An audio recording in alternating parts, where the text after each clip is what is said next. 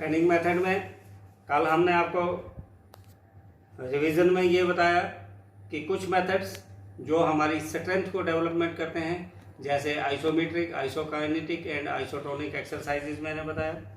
फिर वो स्ट्रेंथ को डेवलपमेंट करते हैं। दूसरा एंडोरेंस डेवलपमेंट के लिए मेथड बताए, जिसमें कंटिन्यूस ट्रेनिंग मेथड था, और कंटिन्यूस ट्रेनिंग मेथड के 3 मेथड्स हमने बताया आपको: slow continuous training method, fast continuous training method and variable mix continuous training method. ये क्या करता है, एंडोरेंस को डेवलप करता है। अब है interval training method. Interval training method जो है वो क्या डेवलप करता है, स्पीड एंड एंडोरेंस। अब आप कहेंगे कि इंटरवल ट्रेनिंग मेथड स्पीड कैसे डेवलप करता है? तो इंटरवल का मतलब हो गया गैप देना, और गैप हम तब देंगे जब हम थक जाएंगे, और थकेंगे तब जब हम स्पीड दिखाएंगे। इसका मतलब कोई भी वर्कआउट है हमारा, कोई भी एक्टिविटी हम कर रहे हैं तो हमने फास्ट करना। जब फास्ट करेंगे हम थक जाएंगे तो रेस्ट लेंगे। अब जब हम फास्ट करते हैं, जैसे रनिंग ही करते हैं, शुरू में फास्ट जाना है और देन रेस्ट, फिर फास्ट जाना है, फिर रेस्ट, तो इंटरवल दे रहे हैं, तो इससे हमारी स्पीड बढ़ेगी और एंडोरेंस भी बढ़ेगी। इसके लिए इंटरवल ट्रेनिंग मेथड्स का बेनिफिट ये है कि एक तो इसमें आदमी थकता नहीं है और ज़्यादा देर तक परफॉर्मेंस दे सकता है। दूसरा, इसमें रेस्पिरेटरी और सर्कुलेटरी सिस्टम स्ट्रांग हो जाते हैं। दूसरा, ये शॉर्ट टाइम में हो जाता है, और इसमें एंडोरेंस भी डेवलप होती है और स्पीड भी डेवलप होती है। जहाँ तक डिसएडवांटेजेस हैं इंटरवल ट्रेनिंग मेथड के, डिसएडवांटेज ये है कि टॉप परफॉर्मेंस इतनी जल्दी नहीं आती है, और टॉप परफॉर्मेंस तब डेवलप होती है जब कंपटीशन शुरू होने वाले होते हैं, और इसमें चोट लगने के भी चांसेस ज़्यादा होते हैं। अब इसी में एक मेथड आता है सर्किट ट्रेनिंग मेथड। आर.ई. मॉर्गन और जी.टी. एडमसन ने 1953 में ये मेथड डिज़ाइन किए थे। अब what is meant by circuit? अगर मैट्रिक में अगर आप ने पढ़ा है इलेक्ट्रिसिटी में सर्किट, तो it is a path through which electricity passes. एक पॉजिटिव तार आई, उसके साथ स्विच लगा है, स्विच के साथ बल्ब लगा है, बल्ब से दूसरी तार निकली है, वो निकल के जो है वो नेगेटिव के साथ लगी है, तो ये जो एक पाथ बन गया, इसको हम सर्किट कहेंगे, लेकिन इसको यहाँ कहेंगे इलेक्ट्रिक सर्किट।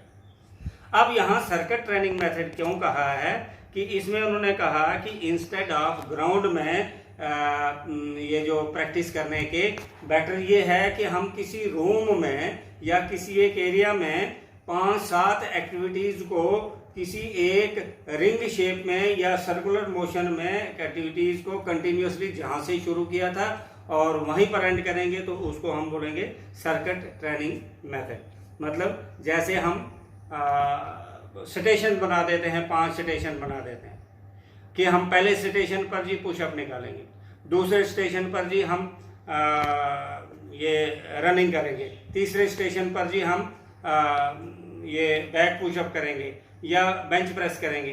तो ये एक एक्टिविटी करनी है, फिर दूसरी जगह जाना, फिर तीसरी जगह आना, फिर चौथी जगह आना। एक राउंड हो गया तो रेस्ट, फिर एक राउंड हो गया तो रेस्ट, फिर एक राउंड हो गया तो रेस्ट। तो हम कंप्लीट एक्टिविटीज जो है कंटिन्यूसली कर रहे हैं, इसको बोल रहे हैं circuit training method. Circuit training method में डिफरेंट टाइप्स की ट्रेनिंग लगाई जाती है। शुरू में सिंपल एक्सरसाइज लगाई जाती है, और इसमें यह ध्यान रखा जाता है कि कहीं ऐसा ना हो कि हम स्ट्रॉन्ग एक्सरसाइज और स्ट्रॉन्ग इकट्ठी डाल दें, वीक और वीक नहीं, मिक्स होना चाहिए। एक सिंपल सी एक्सरसाइज, एक थोड़ी सी स्ट्रॉन्ग, एक सिंपल, एक स्ट्रॉन्ग, ऐसे मिक्स सा होना चाहिए। तो ये इसका पहला है। दूसरा, इसमें सर्किट ट्रेनिंग में एथलीट का इंटरेस्ट बना रहता है, और एथलीट की पूरी फिटनेस जो है वो डेवलप हो जाती है। और सबसे बड़ी बात है कि ऐसे कोच जो है एक आदमी को सिखाएगा। यहाँ पर एट ए टाइम अगर 10 पॉइंट्स हैं, 10 स्टेशन बनाए हुए हैं, तो 10 प्लेयर्स को हम एकोमोडेट कर सकते हैं, बल्कि 20 को कर सकते हैं। कैसे? हमारे पास 10 स्टेशन है, हर स्टेशन पर खिलाड़ी ने 5 मिनट लगाना है। जैसे 5 मिनट हो गए तो उनको चेंज करना है। 1 वाला 2 पर जाएगा, 2 वाला 3 पर जाएगा, 3 वाला 4 पर जाएगा, तो चेंज हुआ। जैसे ही एक सेट हुआ, ये 10 बैठ जाएंगे, दूसरे 10 आ जाएंगे, मतलब 10 to 20, मतलब नंबर ऑफ जितनी हमारी एक्टिविटीज़ हैं उससे 3 times 4 times ज़्यादा जो है प्लेयर्स को एकोमोडेट किया जा सकता है। अब इसी में फॉर्टलेक ट्रेनिंग मेथड एक डेवलप हुआ, और फॉर्टलेक जो वर्ड है ये एक स्वीडिश वर्ड है, स्वीडन का है। उसका मतलब होता है स्पीड प्ले। ऑब्जेक्टिव टाइप में भी कई बार पूछा जाता है what do you mean by fartlek. उसने कहा कोई ज़रूरत नहीं है रूम की, कोई ज़रूरत नहीं है हॉल की, कोई ज़रूरत नहीं है ट्रैक की, आप नेचुरल एनवायरनमेंट में खिलाड़ी को की स्ट्रेंथ, एंडोरेंस, स्पीड डेवलप कीजिए। मीन्स जैसे आप गांव में रहते हैं, तो गांव में मान लो स्कूल से हम शुरू करेंगे, तो रोड आ गया, रोड में जॉगिंग करना है। रोड के बाद जो है पुल आ गया, वहाँ धीरे से चलेंगे। फिर नदी आ गई, नदी के किनारे थोड़ा आस्ता चलेंगे। फिर पहाड़ी आ गई, थोड़ा सा स्लो चलेंगे। फिर उसके बाद प्लेन आ गया तो रनिंग करेंगे। फिर जंगल आ गया, फिर वहाँ से मतलब जो नेचुरल एनवायरनमेंट है उस नेचुरल एनवायरनमेंट को यूज़ करना है।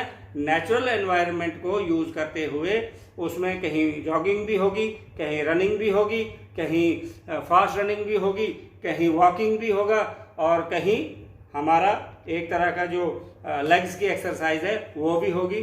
क्योंकि जब हम चढ़ाई चढ़ रहे हैं, जैसे पौड़ियों में जब हम चढ़ते हैं, स्टेयर चढ़ रहे होते हैं, तो हमारे ये जो थाइस पर है इसकी ज़्यादा एक्सरसाइज होती है।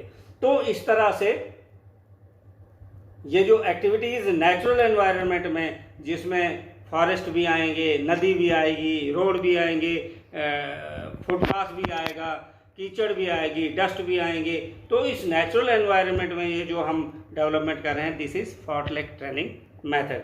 अब इसके जो है फॉर्टलेक ट्रेनिंग मेथड में एडवांटेजेस क्या हैं?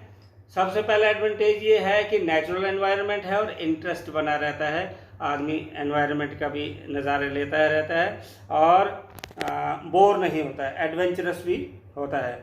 दूसरा, कोई ज़्यादा कोच की या किसी की ज़रूरत नहीं पड़ती है, अपने आप ही सेल्फ कोचिंग और अपने साथियों के साथ ही जो है वो करना है। इसमें एथलेटिक परफॉर्मेंस जो है वो इम्प्रूव होते रहती है, हम एक दूसरे को देख देख कर, और एक दूसरे के कंपटीशन में वो मुझसे आगे निकल गया, वो मुझसे पीछे रह गया, एक दूसरे को सिंपैथी भी पैदा होती है, एक दूसरे को सपोर्ट भी करते हैं, शाबाश शाबाश आ जाओ। लेकिन साथ में इसमें थोड़े से डिसएडवांटेजेस भी हैं। डिसएडवांटेजेस क्या हैं कि जिन लोगों को हिली एरिया का कल्चर नहीं होता है उनको चोट लगने का बड़ा खतरा होता है। दूसरा, अगर कोई एथलीट मिस्टेक कर रहा है कोई रनिंग करते वक्त, तो कोच है ही नहीं, कोच या शुरू में होगा या पीछे होगा, क्योंकि नेचुरल एनवायरनमेंट में वो पहाड़ी पे होगा या प्लेन पे होगा या नदी के किनारे होगा, तो कोच की प्रेजेंस हर जगह नहीं हो सकती है, तो ये इसका एक डिसएडवांटेज है। दूसरा, इसमें एथलीट जो है डिस्टेंस को जजमेंट नहीं कर सकता है कि कितनी दूरी होगी, कितनी मुझे स्पीड बनानी है, तो ये तो ओवरऑल इसके बेनिफिट ही हैं। तो this was all about fartlek training method. तो आज मैंने आपको रिवीजन के तौर पे बता दिया सर्किट ट्रेनिंग मेथड और फॉर्टलेक ट्रेनिंग मेथड। ये स्पीड भी डेवलप करते हैं और एंडोरेंस भी डेवलप करते हैं। इसमें एक लेक्चर और है, मैं चाहता तो मैं 2 लेक्चर में इसको कंप्लीट कर सकता था, लेकिन थोड़ा सा मैंने इसको बढ़ाया है, तो एक लेक्चर और देकर ये आपका चैप्टर जो है रिवीजन सेकंड की भी कंप्लीट